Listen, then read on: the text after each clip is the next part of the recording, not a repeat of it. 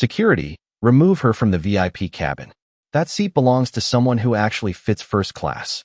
Rebecca Hale's voice sliced through the quiet cabin with such confidence that conversation stopped in mid-sentence. Every head turned towards seat 1A, where Danielle Brooks sat calmly with a tablet resting on her lap, dressed in a cream sweater, dark slacks, and simple flats. She looked nothing like the picture Rebecca had already formed in her mind. Behind the lead flight attendant stood Grant Whitmore, an affluent white businessman holding a crystal glass of sparkling water with an impatient smile that suggested this outcome had been arranged long before boarding ever began. Rebecca pointed toward the aisle, without even glancing at Danielle's boarding pass. "You heard me. Stand up. Mr. Whitmore has been promised this seat." Danielle slowly lifted her eyes from the screen, studying Rebecca with a calm expression that somehow made the demand feel louder than it already was. "Promised by whom?" she asked quietly. Rebecca folded her arms. "By people who matter." A few passengers exchanged uneasy looks. Others pretended not to notice, suddenly fascinated by the magazines in their laps. Danielle reached into her sweater pocket and unfolded her boarding pass. "Seat 1A, she said evenly. "That's exactly where I'm sitting." Rebecca barely looked at the document before pushing it gently back toward Danielle. "There's been a correction. You'll be moved to economy." Grant chuckled under his breath as though the decision had already been settled. The cabin, moments earlier filled with soft conversations and the quiet hum of climate control, suddenly felt smaller. Danielle did not stand. She did not argue. She simply rested the boarding pass on her lap again. "Before we continue, where are you watching from? Drop your city or country in the comments below. And if you believe in dignity and justice, hit like and subscribe. These stories spark change, and we're glad you're here." Now, back to Danielle Brooks. Rebecca's patience evaporated. "Ma'am, refusing a crew instruction can delay this flight." Danielle nodded once, acknowledging the statement without surrendering to it.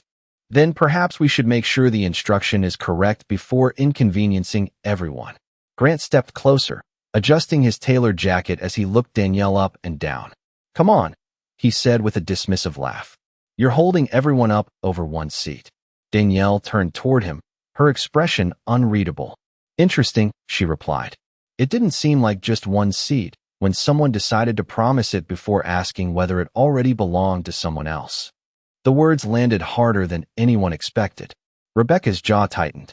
She reached toward the airline tablet in her hand, tapping rapidly across the seating chart with practiced confidence. "System says otherwise," she declared. Danielle watched every movement without blinking. She noticed the hesitation, the brief pause before Rebecca pressed one final confirmation. Something had just changed on that screen, and Rebecca seemed determined to make sure no one else would ever know what it was. Danielle leaned back into the seat, folded her hands, and looked directly at Rebecca. "Then I think," she said softly, "this flight is about to become very important." Danielle Brooks had boarded Flight 287 exactly 23 minutes earlier with no assistant, no designer luggage, no security detail, and no announcement of who she was. That was intentional.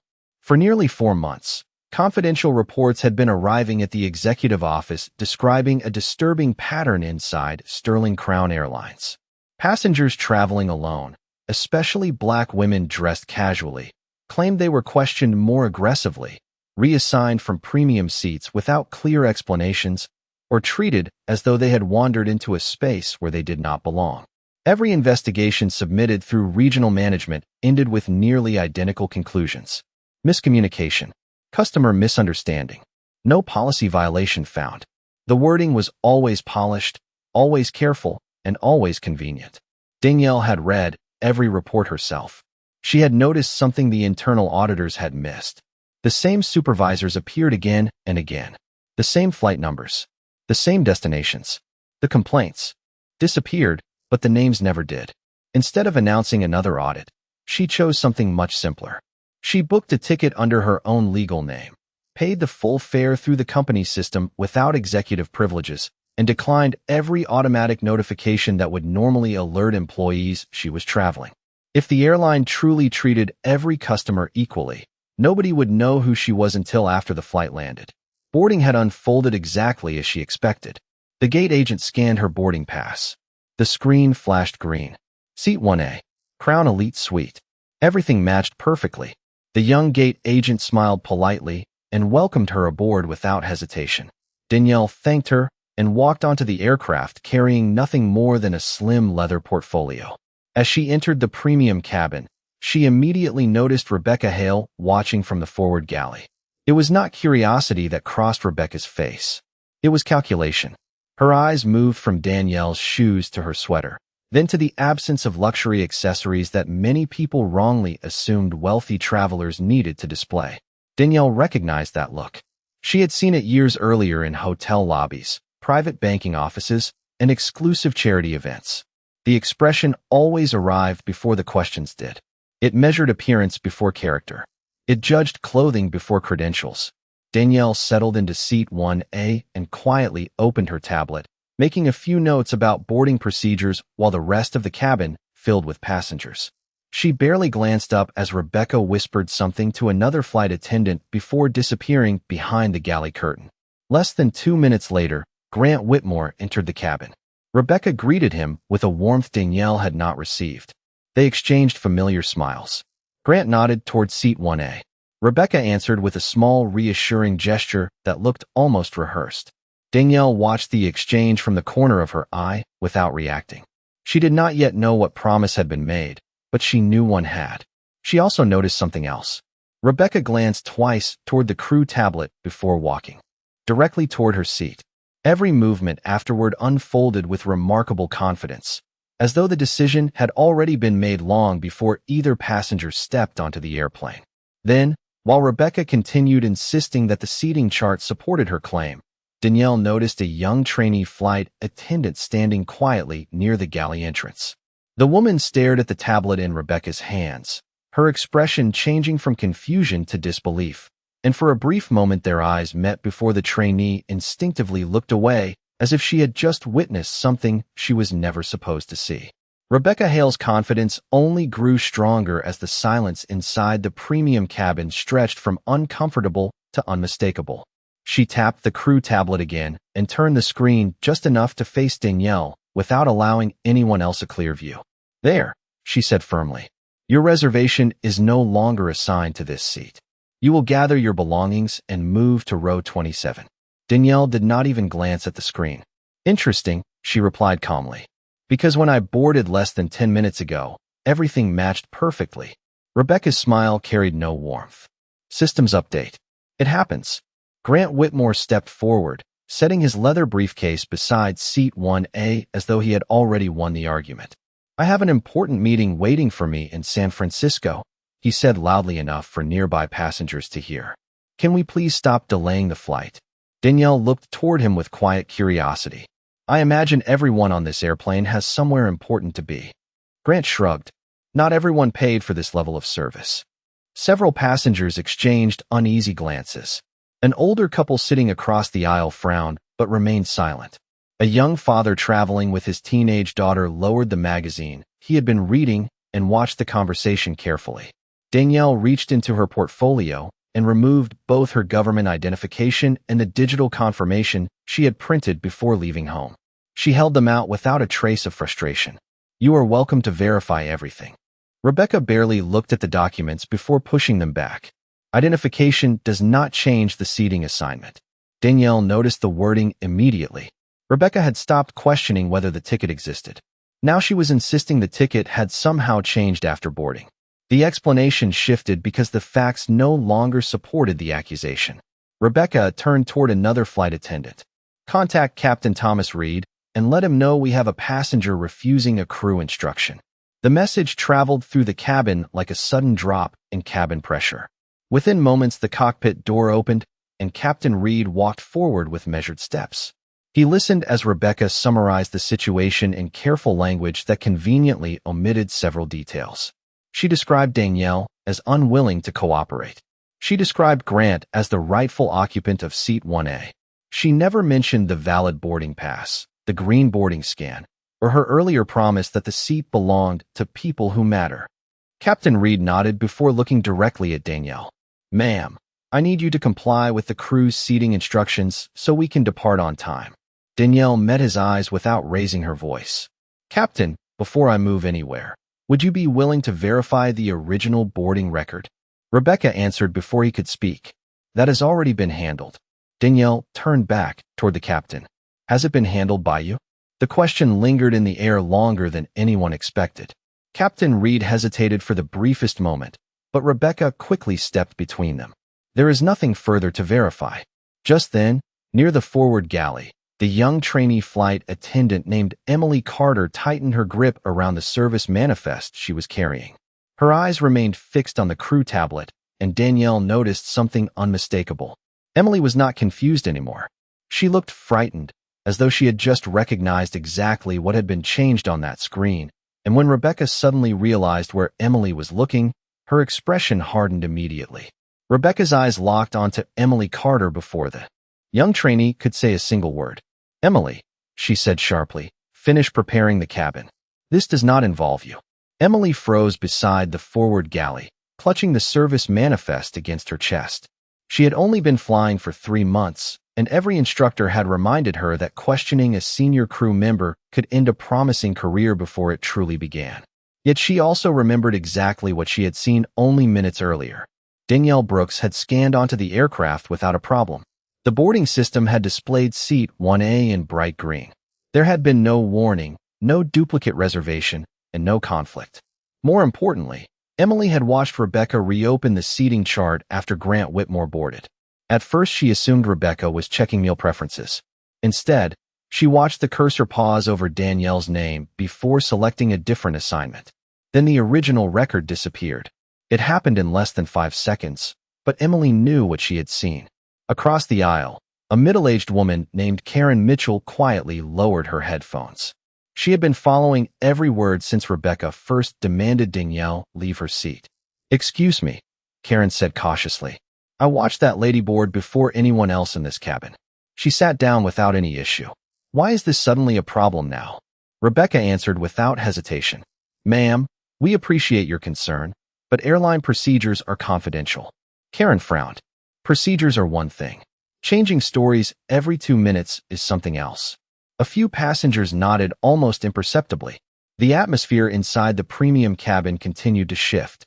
What had started as an isolated disagreement was slowly becoming a room full of witnesses comparing what they had personally observed. Danielle remained seated, saying almost nothing.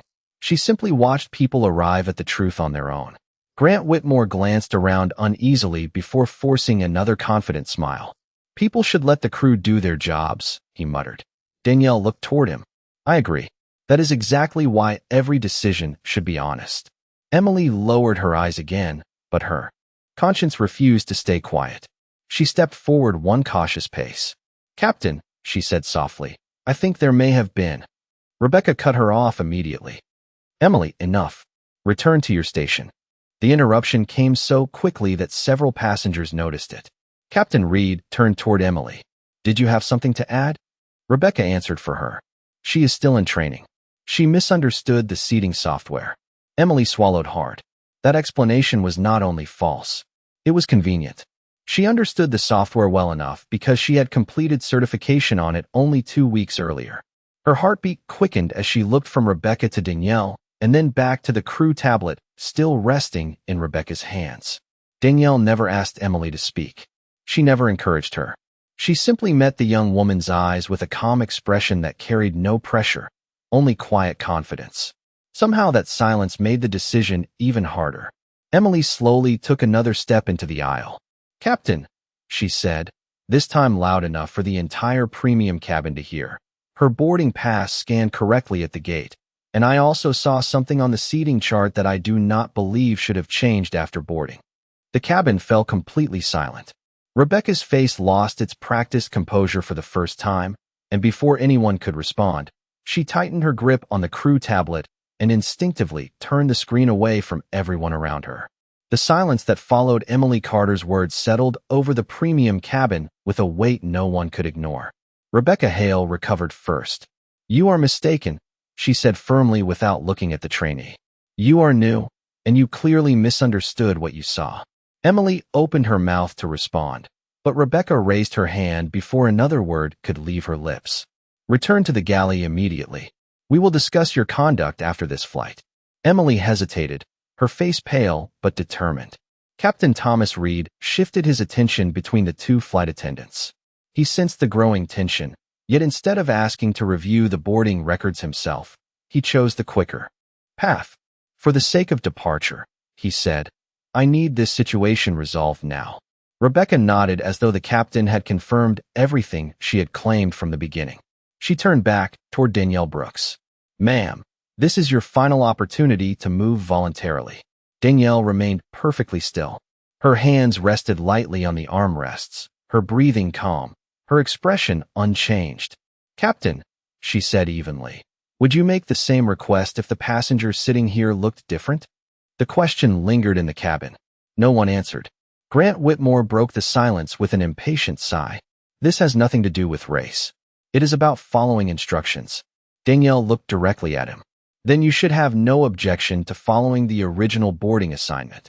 Grant's confidence flickered for the first time. He looked toward Rebecca instead of replying.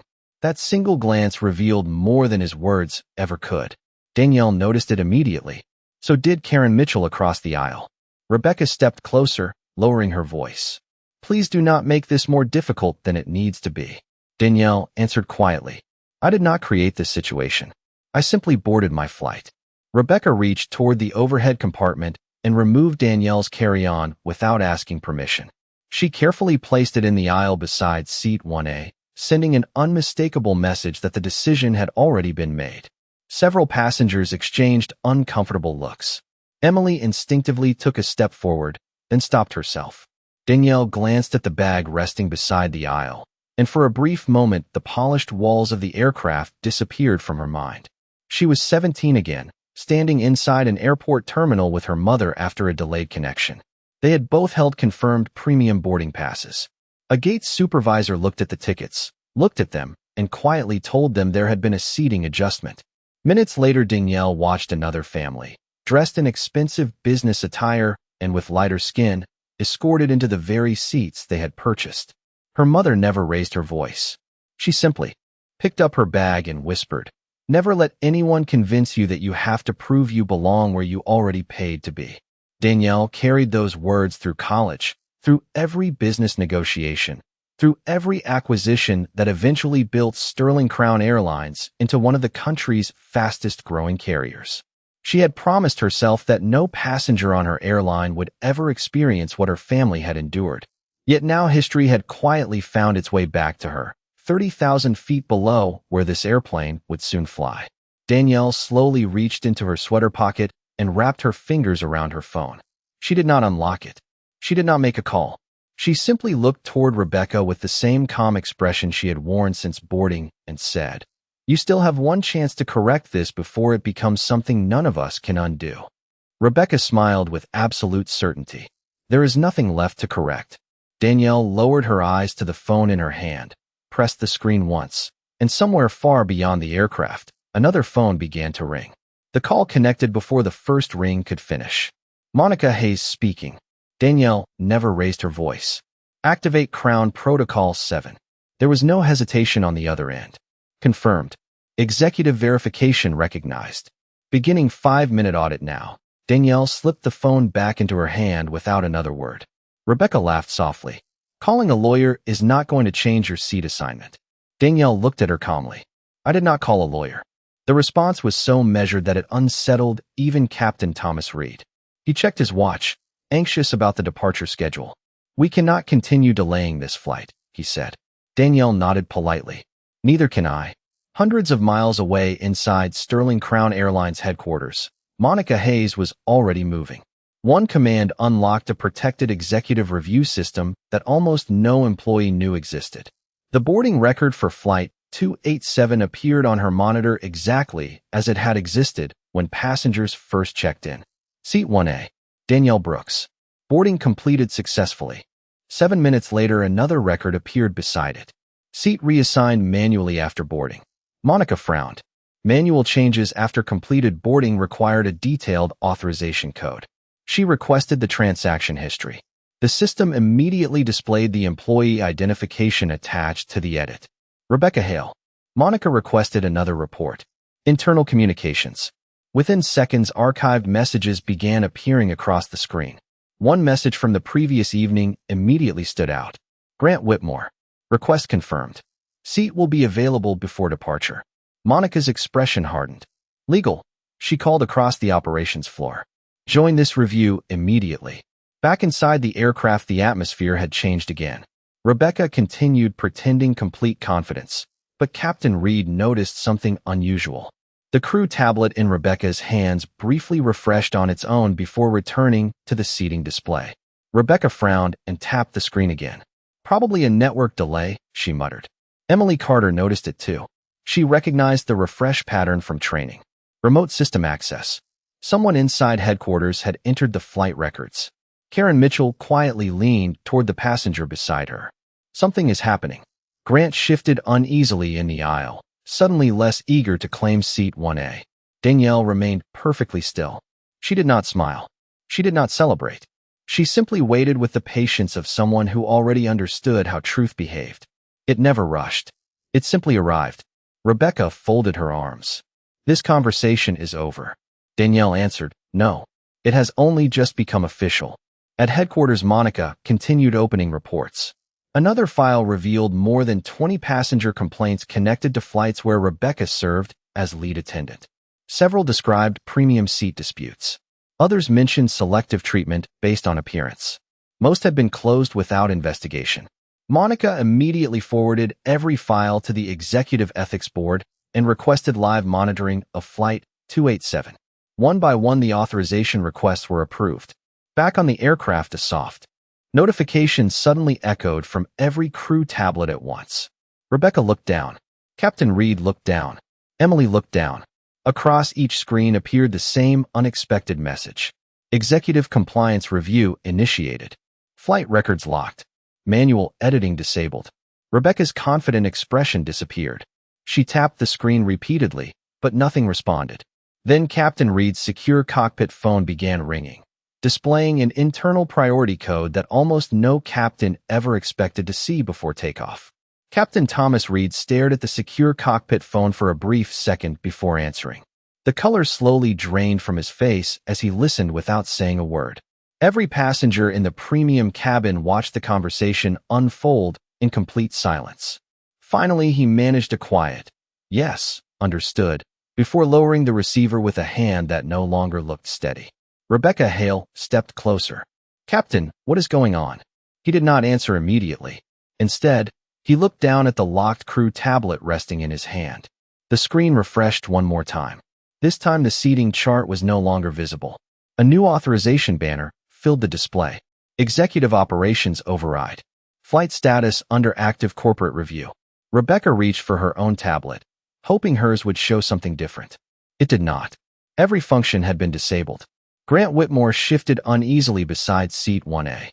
"Surely this is just some technical issue," he said, forcing a smile that convinced no one. Emily Carter quietly stepped toward the aisle again. Her own device remained unlocked because trainees could not alter passenger records. As the synchronization completed, a new passenger profile automatically appeared on her screen. She read the name once, then again, believing she had misunderstood it. Danielle Brooks. Executive Clearance Level 1. Chief Executive Officer. Emily's eyes widened. She slowly looked from the screen to the woman still sitting calmly in seat 1A. Karen Mitchell noticed Emily's expression. "What did you find?" she whispered. Emily swallowed before speaking carefully. Her reservation was never changed by headquarters. "The original assignment is still seat 1A. Rebecca's voice immediately cut across the cabin. "That is impossible." Emily looked down once more. "There is more." She hesitated only long enough to gather her composure. "The executive profile says this passenger is the Chief Executive Officer of Sterling Crown Airlines." The words seemed to remove every remaining sound from the aircraft. Grant's confident posture collapsed. Captain Reed closed his eyes briefly as though replaying every decision he had made since leaving the cockpit. Rebecca stared directly at Danielle, searching for any sign that this was some elaborate misunderstanding. Danielle slowly stood, smoothing the sleeve of her sweater before looking around the premium cabin. She did not speak loudly because she no longer needed to. Every passenger was already listening. "None of you failed because you did not recognize my face," she said calmly. You failed because you decided what leadership should look like before you ever looked at my boarding pass. Rebecca tried to interrupt. If we had known who you were. Danielle gently raised one hand, stopping her without anger. That is exactly the problem. She turned toward Grant. You accepted a seat that already belonged to someone else because you assumed I could not possibly belong here. Then she looked back at Rebecca. You did not remove me because my ticket was wrong. You removed me because a black woman traveling alone did not match your idea of a first-class passenger. No one answered. No one could. Danielle reached into her pocket once more as her phone vibrated softly. Monica Hayes had only 4 words waiting on the screen. Board is ready. Proceed. Danielle looked toward Captain Reed one final time. Captain, she said with complete composure, I believe your next announcement to this cabin is going to sound very different from the one you expected to make 5 minutes ago. Captain Thomas Reed looked around the premium cabin as though the aircraft itself had become unfamiliar. Every pair of eyes was fixed on him, waiting to see whether authority would finally follow the truth. He picked up the intercom microphone, paused, then slowly lowered it. Again, whatever announcement he had intended to make no longer belonged to him. Danielle Brooks answered the incoming call and placed it on speaker. Monica Hayes' voice carried through the quiet cabin with calm precision. Good afternoon, Ms. Brooks. The Executive Ethics Board has completed its preliminary review. We have recovered the original boarding record, the manual seat reassignment, and the employee identification used to authorize the change. We have also recovered archived communications sent before today's departure. Rebecca Hale's expression hardened. There has to be some mistake. Monica continued without acknowledging the interruption. At 9:48 last night, a message confirmed that Seat 1 Alpha would be made available for Mr. Grant Whitmore before boarding. The reassignment occurred after Ms. Brooks had already checked in and boarded with a valid ticket. The transaction originated from your employee credentials. Grant immediately raised both hands. I never asked anyone to discriminate against anybody. Monica's reply was immediate. Whether discrimination was intended will be determined during the formal investigation. What has already been confirmed is that you accepted a premium seat assigned to another ticketed passenger after an unauthorized manual alteration. Grant lowered his eyes. No one defended him. Rebecca finally spoke again, her confidence replaced by urgency. I was trying to accommodate an important customer. Danielle answered before Monica could. Every paying passenger is an important customer. The moment you decided that respect belonged only to the people you considered valuable, you stopped representing this airline. Monica continued reading the findings. Captain Reed, the review also determined that you issued compliance instructions without independently verifying the original boarding record after conflicting information was presented by both a passenger and a crew member. That decision has been documented. The captain slowly nodded. I understand. Emily Carter remained silent until Danielle turned toward her. Thank you for telling the truth, Danielle said. Emily shook her head modestly. I only described what I saw. Danielle smiled gently. That is exactly how integrity begins. Monica spoke once more. Effective immediately, Rebecca Hale, Captain Thomas Reed, and all crew members directly involved in today's unauthorized reassignment are removed from active flight duty, pending final action by the Executive Ethics Board. Their operating credentials have now been suspended. Almost instantly, the crew tablets emitted a soft confirmation tone. Rebecca attempted to access her device, but the screen displayed only one message. Access revoked. Captain Reed looked at his own tablet and found the same notification waiting for him. A replacement flight crew had already been dispatched to the aircraft. Danielle quietly picked up the carry-on that had been placed in the aisle earlier and set it back beside her seat without saying another word. The silence that followed felt heavier than any argument. Then another notification appeared on Monica's screen. She looked at it for only a second before speaking again. Ms. Brooks, there is one additional finding you need to hear. This was not an isolated incident. The audit has just uncovered a pattern reaching far beyond today's flight. Monica Hayes took a slow breath before continuing. The audit has now expanded beyond Flight 287. During the past 18 months, 27 premium seating complaints involving unauthorized manual changes were closed without executive review. In 19 of those cases, the passengers described being questioned because of their appearance before their tickets were ever verified. Those files are being reopened immediately. The premium cabin remained silent. Rebecca Hale stared at the floor, no longer searching for explanations. Captain Thomas Reed quietly removed his identification badge and placed it on the service counter without being asked. Grant Whitmore looked toward Danielle Brooks as though hoping for sympathy, but she simply returned her attention to Monica. "Thank you," Danielle said. "Please make sure every affected passenger receives a personal apology and a full review of their case." "Already in progress," Monica replied. "The replacement crew has arrived. They will complete boarding after the current crew exits the aircraft." Danielle ended the call and slipped her phone back into her pocket. She looked around the cabin, meeting the eyes of passengers who had witnessed every moment from the first accusation to the final truth. Karen Mitchell smiled softly. "I am glad you stayed in your seat." Danielle returned the smile. "If I had walked away, the next passenger might have believed they were the problem instead of the system." Emily Carter stepped forward one last time. "I almost stayed quiet," she admitted. Danielle nodded with understanding. Courage is not the absence of fear. It is choosing honesty even when fear is standing beside you. Emily's eyes filled with quiet relief. A few minutes later, the replacement flight attendants entered the cabin, greeting every passenger with professionalism and respect. One of them approached Danielle. "Ms. Brooks, we would be honored to welcome you back to seat 1 Alpha." Danielle looked at the seat for a moment before answering. "Thank you." She placed her carry-on in the overhead compartment and sat down exactly where she had been assigned from the beginning. No celebration followed. There was no dramatic speech and no raised voice. The only sound was the quiet rhythm of passengers settling back into their seats as the aircraft prepared for departure once again.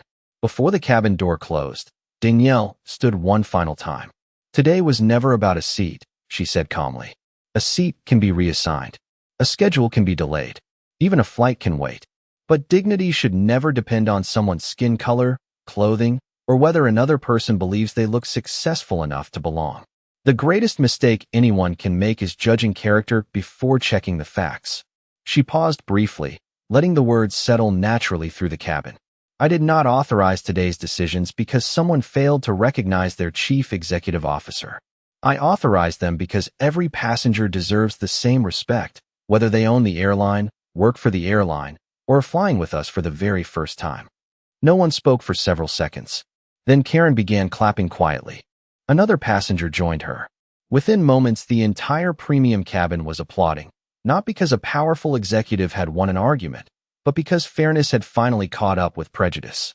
As Flight 287 slowly pushed back from the gate, Danielle looked out the window at the runway stretching toward the horizon.